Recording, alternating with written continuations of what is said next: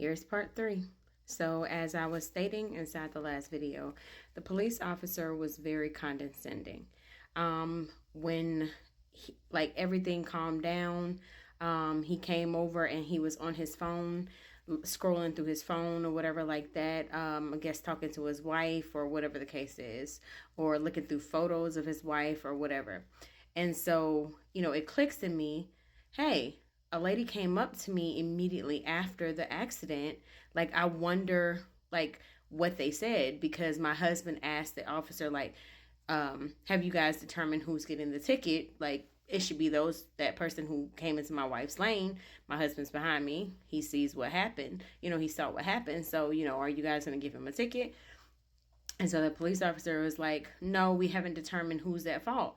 And I'm sitting there like, how? When it's obvious the way that my car is catacornered in the street, the way that the trailer is damaged, everything is adding up that he came into my lane.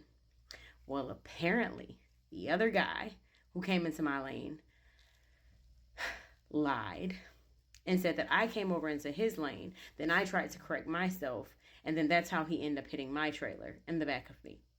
So instead of actually being honest and saying what happened and taking accountability, he lied. But I'm thinking to myself, okay, someone was behind him when we got into the accident, because I recall her coming up to me and saying, hey, he must have been looking down, like he must have been on his phone. So I asked the officer, I'm like, did you get the statement from the witness who was behind him? And he proceeds to say, what witness?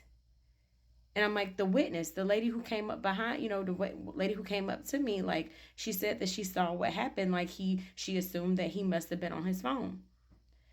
The police officer then proceeds to say, why didn't you tell me that you had witnesses? And I'm like, well, I thought that once you guys came, my assumption was that once you guys came, you assessed everything, made sure that everybody was okay.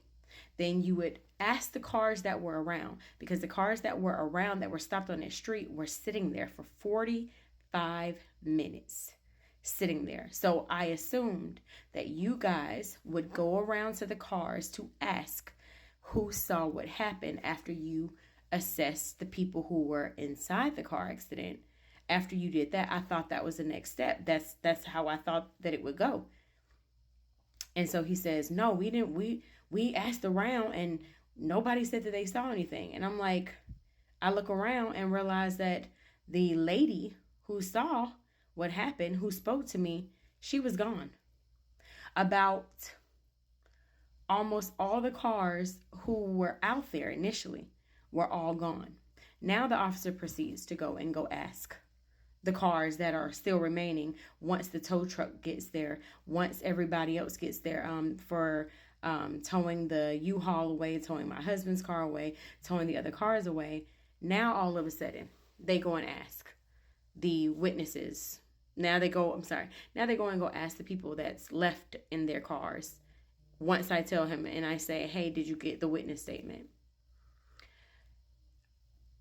Several times throughout the conversation, before he left to go check, I'm like, this is what I thought. Like, I didn't know that it was my job, because that was another statement that he told me. It's my job to make sure that the witnesses stay around.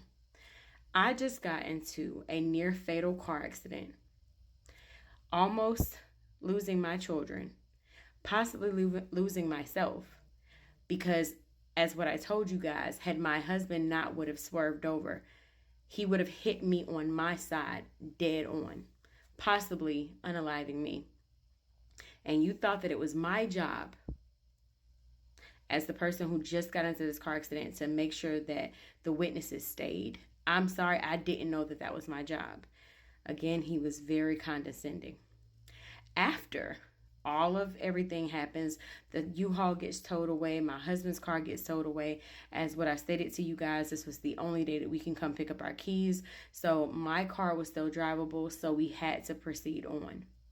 From that point forward, my kids were very terrified to continue the ride down to Jacksonville, Florida. Crying, confused. Why is this happening? This was supposed to be our fresh start over. It was a horrible ride the rest of the way, to the point to where I asked my husband, what is the point of us even going? What's the point of us even like starting over? This, with everything that just happened, it's really no point. And after speaking to my cousin on the phone, she brought me back to realization and said that the only thing that was important, which of course I realized, but knowing that we weren't able to take any of our things down to this move, I was really hurt. But of course, she put things into perspective to say that the only thing that mattered, the things that were most important, were going to make it to Jacksonville. And that was my family. She told me she was so proud of me for moving out of the way, because there's no telling how that would have gone. Who wouldn't have been able to make the trip with us had I not would have swerved out of the way?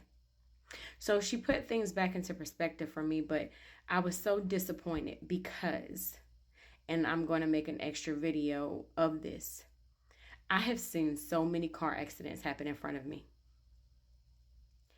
If, I guess, there is any reports like where you're able to see, data and stuff like that, anything that my name is tied to as far as car accidents, I have always stuck around. I have always made sure that I stayed to make sure that everybody is okay.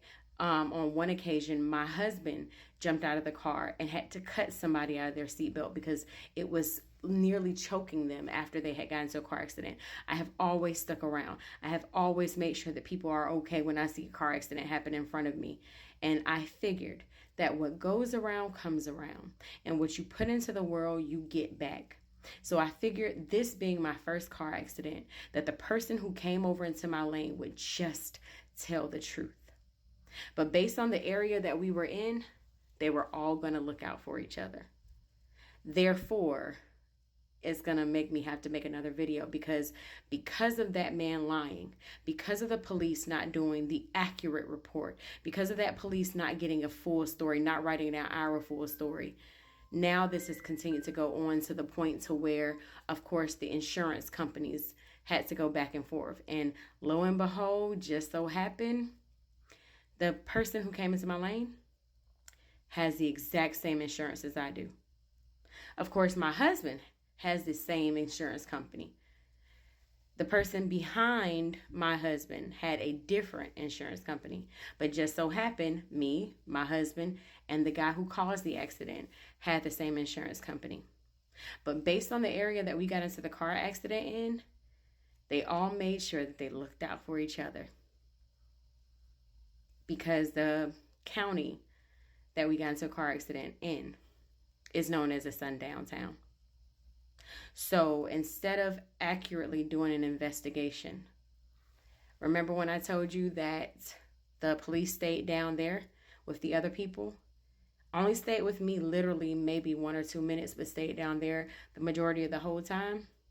They had all pieced their story together. Initially, the guy who was behind my husband said that he never saw anything. He didn't see what happened. All of a sudden, it's, oh, she was struggling to carry the trailer. He never said he saw me go out of my lane. He never said he saw that I caused a car accident. He said he didn't see anything. And then all of a sudden, he made sure that he added in his statement that he had been following behind us. Even though my husband has a Ford Expedition, his car is big. My car is smaller than my husband's. The trailer was being blocked by my husband, which means that the car behind my husband wouldn't have been able to see anything, which he stated that he didn't see anything. But all of a sudden, she was struggling to carry the trailer. And that is the statement that they went with. And that's the statement that was put on the police report that was highlighted, that I was struggling to carry the trailer. I got to do a part 4.